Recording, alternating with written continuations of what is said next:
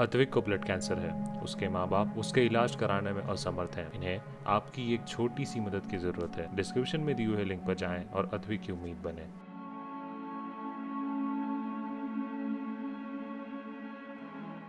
यह तो पता नहीं कि यह बात कहां से आई है, मगर आई है। राजस्थान के राजनीतिक फिजाओं में यह बात पिछले 48 घंटे से तेजी से तैर रही है कि पूर्व उप मुख्यमंत्री सचिन पायलट उत्तर प्रदेश या गुजरात के प्रभारी बनाए जा सकते हैं।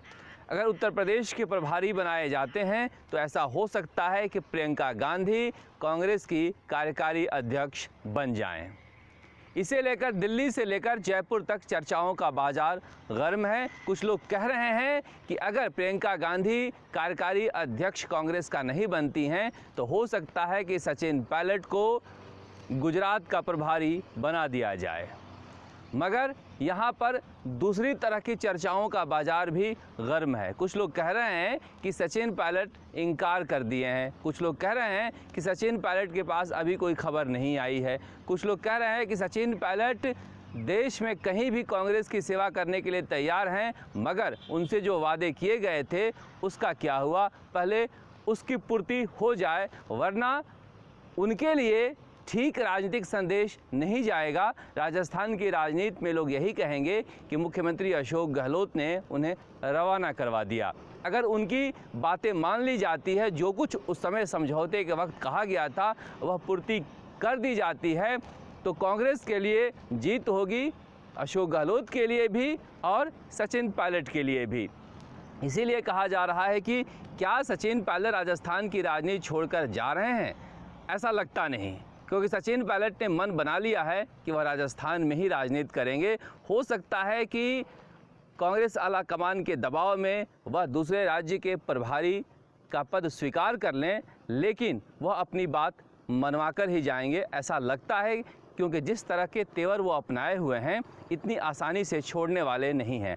अब उनकी मांगों में क्या है किसी को पता नहीं, मगर बाज़ार में कहा जाता है कि वो चाहते हैं कि कम से कम 5 मंत्री उनके खेमे के बनाए जाएं और उनके जो लोग हैं जो उनके साथ पिछले 5-7 सालों से पार्टी की सेवा कर रहे हैं उन्हें भी राजनीतिक नियुक्तियां दी जाए। इसे लेकर कुछ भी कांग्रेस की तरफ से साफ नहीं है, लेकिन यह सब राजनीतिक बाज़ारों में चर्चाएं चल रही है।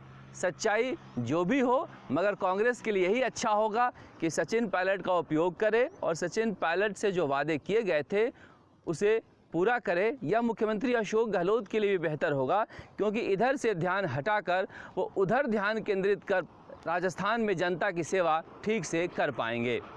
इस बीच मुख्यमंत्री अशोक गहलोत ने बाड़मेर में हुए कमलेश प्रजापति एनकाउंटर की सीबीआई जांच की इजाज़त दे दी है। दरअसल बाड़मेर से आने वाले कांग्रेस के विधायक मदन प्रजापति इस मामले पर बागी तेवर अपनाए हुए थे और लगातार राज्य सरकार के खिलाफ फ्रंट खोले हुए थे।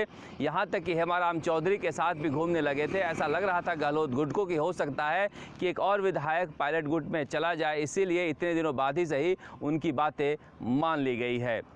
उधर भरतपुर से अच्छी खबर नहीं आई है। भरतपुर के पूर्व महाराज विश्वेंद्र सिंह के बेटे अनिरुद्ध भरतपुर ने जो ट्वीट किया है उसे पढ़ने के बाद हर किसी को निराशा हुई है कि किस तरह से बाप बेटे में झगड़ा चल रहा है। कुछ दिन पहले विश्वेंद्र सिंह ने कहा था कि मैं पायलट का अर्जुन हूं, और बेटे अनिरुद्ध ने भी कल कहा कि मैं पायलट के साथ हूं, मगर बाप बेटे में झगड़े की वजह जो बताई गई है उससे प्रशंसकों में निराशा हाथ लगी है और लोग उम्मीद करते हैं कि भरतपुर राजघराने में जल्दी ही सब कुछ ठीक ठाक हो जाए। वैसे पहले ही राजस्थान तक पर हमने आगाह कर दिया था कि भरतपुर के राजघराने में सब कुछ ठीक ठाक नहीं चल रहा है, क्योंकि विश्वेंद्र सिंह की सुरक्षा अचानक से बढ़ा दी गई थी।